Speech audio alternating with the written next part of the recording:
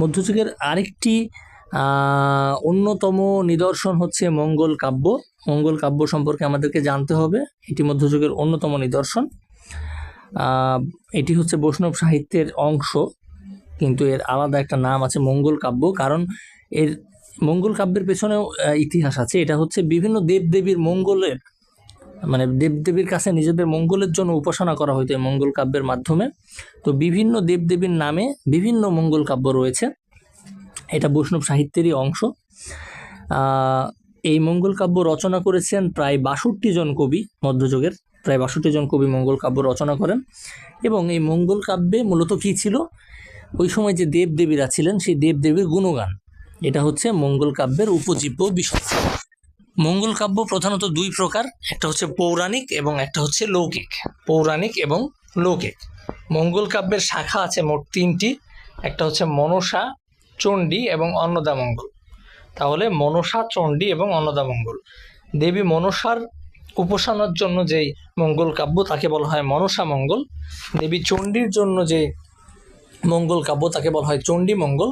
এবং অন্নদামঙ্গল কাব্য আরেকটি দেবতার জন্য কিন্তু করা হয়, এটাকে বলা হয় হচ্ছে অন্নদামঙ্গল কাব্য। তাহলে 3টি শাখা আছে, প্রধান শাখা, এছাড়াও আরও অনেক উপশাখা আছে। মঙ্গল কাব্যের মোট অংশ রয়েছে 5টি।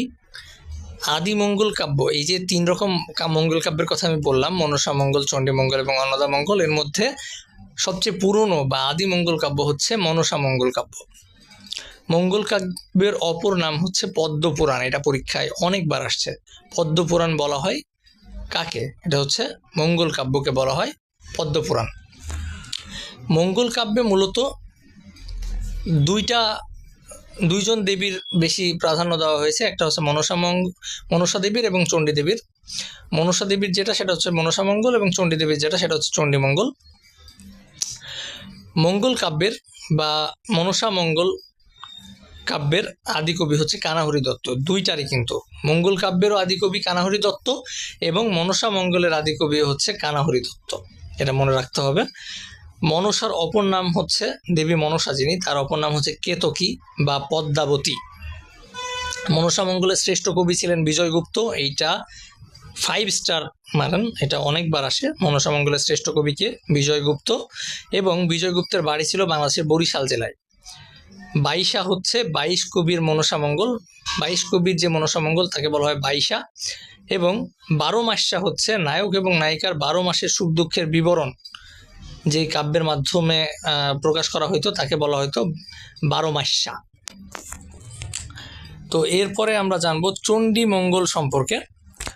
চণ্ডী মঙ্গলও এক ধরনের মঙ্গল কাব্য, এটি হচ্ছে দেবী চণ্ডীর যে বর্ণনা বা তাকে সন্তুষ্ট করার জন্য যে মঙ্গল কাব্যগুলো পাঠ করা হতো তাকে বলা হয় চণ্ডী মঙ্গল। চণ্ডী মঙ্গলের আদি কবি ছিলেন মানিক দত্ত, মনে রাখবেন। মনসা মঙ্গলের আদি কবি ছিল কে? বিজয়গুপ্ত, শ্রেষ্ঠ কবি ছিল। আর আদি কবি ছিল হচ্ছে কানাহরি দত্ত। দুইটা আদি কবি ছিল কানাহরি দত্ত, শ্রেষ্ঠ কবি ছিল বিজয়গুপ্ত। আর চণ্ডী মঙ্গলের আদি কবি হচ্ছে মানিক দত্ত, আর প্রধান কবি হচ্ছে মুকুন্দরাম চক্রবর্তী। তাহলে দুইটা, চণ্ডী মঙ্গলের আদি কবি মানিক দত্ত এবং প্রধান কবি হচ্ছে মুকুন্দরাম চক্রবর্তী। মুকুন্দরাম চক্রবর্তীর উপাধি ছিল কবি কঙ্কন। চণ্ডী দেবীর কাহিনীকে 2টা খণ্ডে ভাগ করা যায়, একটা হচ্ছে কালকেতু এবং ফুলরা, এবং আর একটা হচ্ছে বণিক সওদাগরের কাহিনী, এটা আপনারা অনেকেই হয়তো ছোটবেলায় শুনেছেন। চণ্ডী মঙ্গলে যে দ্বিজ মাধব নামের যে কবি ছিলেন চণ্ডী মঙ্গল কাব্যের, তাকে বলা হয় স্বভাব কবি, তার উপাধি হচ্ছে স্বভাব কবি। আরেকটি মঙ্গল কাব্য সম্পর্কে আমরা জানবো, সেটা হচ্ছে অন্নদামঙ্গল। অন্নদামঙ্গলের প্রধান কবি ছিলেন ভারতচন্দ্র রায়গোনাকার।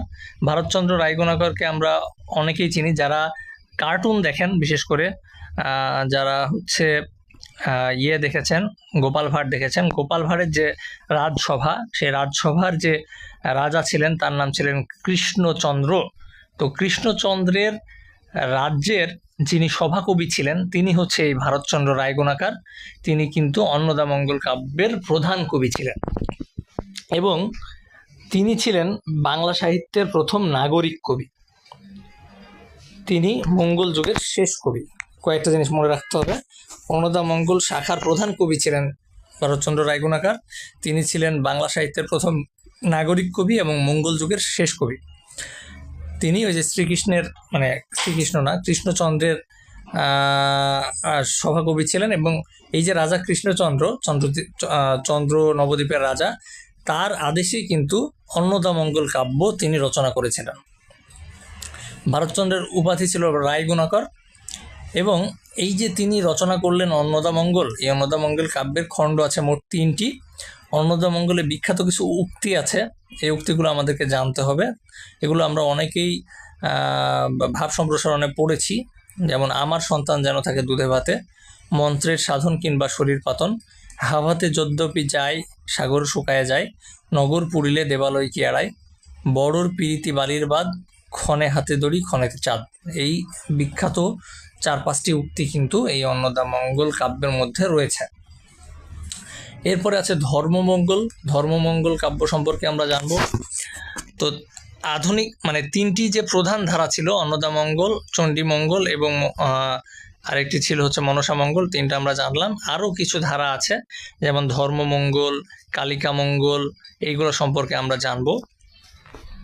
তো ধর্মমঙ্গল কাব্য যেটা, ধর্মমঙ্গল কাব্যের আদি কবি ছিল ময়ূর ভট্ট এবং ধর্মমঙ্গল কাব্যের প্রণেতা ছিলেন রূপরাম চক্রবর্তী। ধর্মমঙ্গল কাব্যের প্রণেতা ছিলেন রূপরাম চক্রবর্তী এবং এই কাব্যে জয়গান ধ্বনিত হয়েছে ধর্ম ঠাকুরের। তাহলে ধর্মমঙ্গল কাব্য কার জন্য? ধর্ম ঠাকুরের জন্য। মনসামঙ্গল ছিল মনসা দেবীর জন্য, চণ্ডীমঙ্গল ছিল চণ্ডী দেবীর জন্য, আর ধর্মমঙ্গল হচ্ছে ধর্ম ঠাকুরের জন্য। এই কাব্যের প্রধান চরিত্র হচ্ছে হরিশ্চন্দ্র এবং লাউসেন। ধর্মমঙ্গল কাব্যটি 2টি পালায় বিভক্ত। কালিকামঙ্গল সম্পর্কে জানব। কালিকামঙ্গল কাব্যে বর্ণনা করা হয়েছে দেবী কালীর, কালী দেবী, মা কালী যিনি আছেন হিন্দু ধর্মের যে দেবতা দেবী, তো তার যে প্রশংসাবাচক যে কাব্য, সেটাই হচ্ছে কালিকামঙ্গল কাব্য। এই কাব্যের অপর নাম হচ্ছে বিদ্যাসুন্দর।